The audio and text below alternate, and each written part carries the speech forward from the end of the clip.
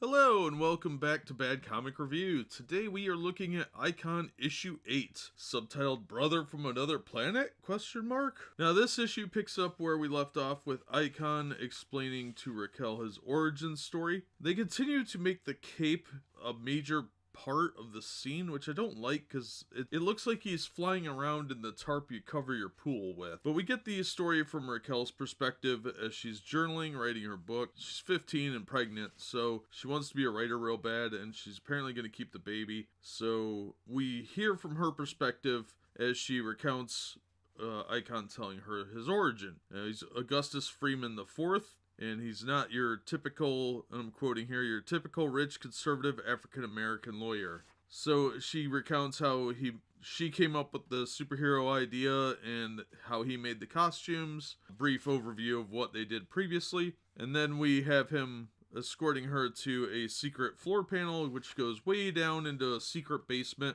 where he tells her about how he was on vacation on an interstellar cruise to a resort planet when something went horribly wrong. He doesn't know what. The ship was damaged. Him and what he refers to as a police officer, which is the uniform DMZ has in Blood Syndicate, rescued some people, and then when there was no one left to rescue, he got into a life pod and took off. But the life pod was damaged, and it was only able to get him to the closest inhabitable planet, which was Earth. And he lifts a section of wall,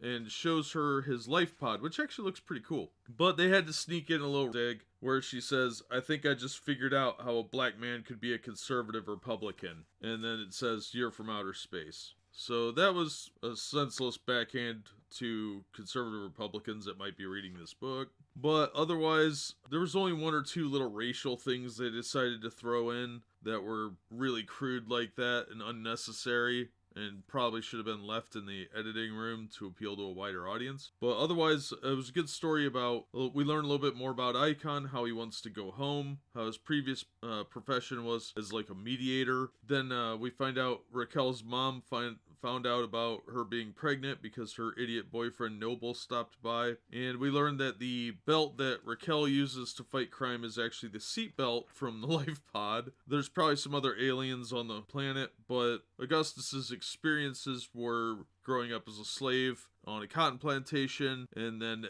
working in secret on the Underground Railroad, helping slaves escape up north into Canada. He also fought with the Union during the Civil War. He graduated from a major university to become a lawyer, faked his own death several times, and we get a brief glimpse of him being married and living in Paris during the 30s, how he fought with the Allies during World War II, and when he returned to Dakota after his wife died. Then the issue ends with Rocket sitting on the broken bridge to Paris Island, journaling, and somebody named Holocaust shows up. And that is going to lead into the Shadow War, which is a major crossover between several titles. So before we get to that, in order to make it make sense, I want to go through the entire story arc as one piece. So what I'm going to do is go through the other series. I believe Hardware is next on my list, and then Blood Syndicate and probably Static. And we'll go through those issues leading up to the Shadow War so I can do all the Shadow War stories as one major arc, and it'll make more sense because you'll have some context to work with, and I will too, as to who these characters are and why they're doing what they're doing. So we're going to lead in with another series before we get to Icon issue 9, which will probably be a week or two before we get to that one. So just bear with me as we go through some of the other Milestone titles and see how good those are.